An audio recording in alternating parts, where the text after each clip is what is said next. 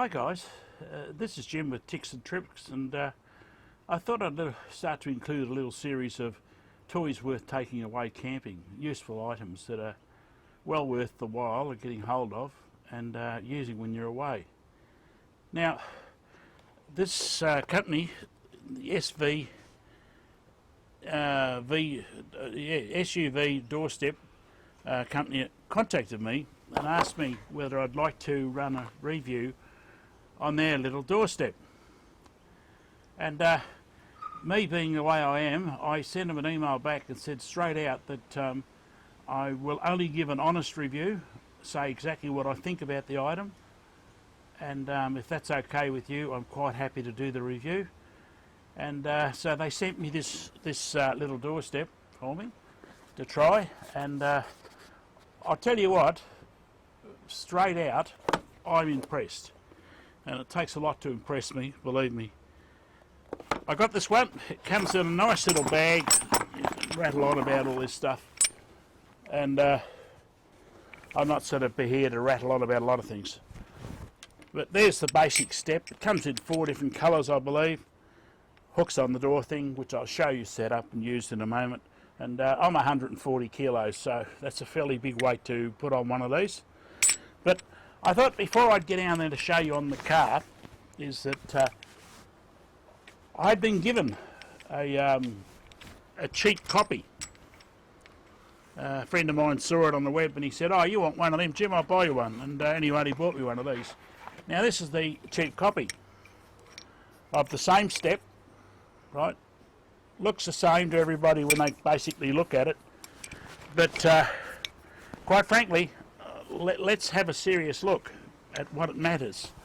Now, if you can see the one they sent me, look at the size of the hook that's on it, and look at the thickness of the material down the back here, and the size of the loop and everything else.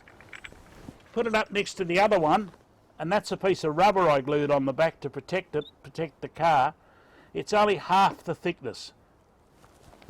Straight off, it tells you I'm not happy. I don't like standing on this one. I've stood on this one once or twice and I don't like it because it flexes and bends quite a lot. I haven't tried this one yet, and from what I've seen so far, I'm very impressed with it. Underneath, both the same. They're both made up of aircraft quality alloy or aluminium magnesium, which is a hard alloy, strong alloy. And they both have a window breaker on them. On the point here, that's the little window breaker. And really, I've never had a cause to break a window. And again, I've never been silly enough to roll a vehicle in a river with the windows shut, because I always open them before I go through the water. But anyway, with this one, I'm much more impressed with it. It's a better quality hook. The rubber mount on the back is quite good, and it fits fairly well. Although I'd like to, I will probably put a bit of glue behind that rubber to make it stay on there. And that'll help to make it stay together a lot longer. But I'll go over and try it on the car in a moment and run the video on it. But let me warn you about something I've discovered with these hooks. That's with this one. It fits on my wife's car. And she's only got a little Mazda 3, and it fits quite well in the wife's car. And she discovered it, that I had this the other day when I was fiddling around with this new one. She discovered it, and she suddenly realised that if she hooks it on the door when she's washing the car, she can reach the roof, because the wife's only little, you know, she's not that big. And I reckon it's great, because I don't have to wash a car now. But so be warned, it's a villain with it. But frankly, I wouldn't buy the cheap ones. The cheap ones are dangerous. I think there's people are going to get hurt with them. The quality is basically rubbish, and so the saying goes, you get what you pay for. These things are not cheap. They're about 50 bucks, 50, I can't remember now. I will put the price up for you. Australian dollars, in Australian dollars, and but let's go and see what I use it for. I don't have the camper on the top, or the roof rack on top of the car. I have a 4-door Hilux 2008, and above my doors I got 2 solar panels. I run 2 spare batteries, and I run 2 solar panels on the roof. And they're both 100-watt solar panels. And I've always found since I've had them there, it's been a pain in the neck to get up and brush them down. If I'm parked in a camp area, a dusty area, the dust settles on the panels, and I very quickly lose efficiency. And trying to get up there and clean them has been a pain in the neck. I've had to take a step ladder with me, and a step ladder, you know, about this high to get up there. And it's been a bit of a bloody pain because you've got this rotten step ladder in the car and all this rubbish, you're trying to clear it out. And I've used this step out here, testing it before, and I'm quite impressed. It's quite easy to get up, clean the solar panels down, get back down again. I think they'd be great for loading wood up and so forth, and if you had a roof rack you'd be able to get up there and tie the rope down. And as things go, I think it's a pretty good idea. It's a pretty basic, simple idea, and the more basic and the more simple it is, the better it is. And the biggest problem that all four-wheel drivers face, and I'm sorry to say this, a lot of these guys just don't get it through their head. You're not driving an endless truck that'll carry no matter what you put in there. Weight is the biggest problem we have when we're travelling. I see so many people with broken axles and springs, and so many people with blown tyres, etc., all from the same reason, overweight. Now this little unit, very light. I'll put the weights up on it. It's very, very light. It's a hell of a lot lighter than the step ladder I've had, and takes up a hell of a lot less room too. So I would recommend using one of these. I wouldn't bother buying a cheap one, and unless you've got a caravan which you have to climb up the step ladder to get up on the side of it, I'd seriously think about throwing your step ladder back in the shed and leaving it there and taking one of these with you.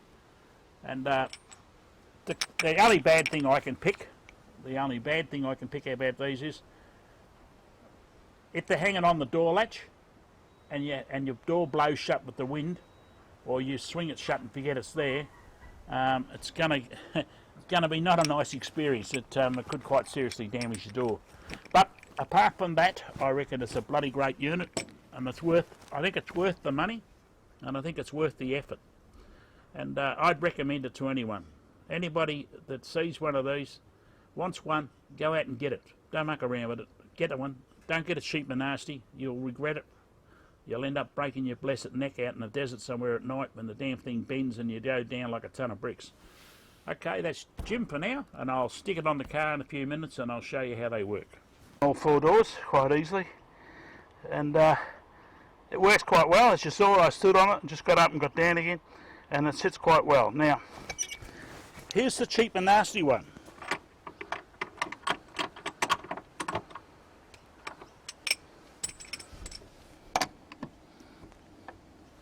Now there's the cheap and nasty one.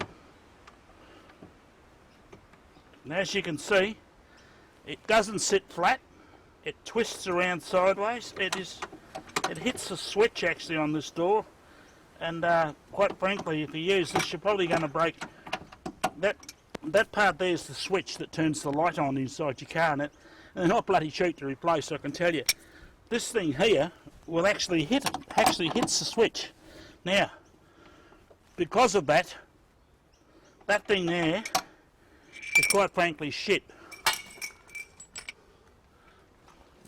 That's the only one I'm going to use, guys. That's it for me. If you buy them, follow the links, away you go. The more you get, the better. Oh, hey, this isn't bad, you know. Feels pretty solid. Yeah, and I don't have to wash the car now, you can. Yeah, right. Since when have you washed a car? Yeah. So watch it, guys. When your wife discovers it, you're going to lose them. That's it from Jim and Pam. Bye. Have fun.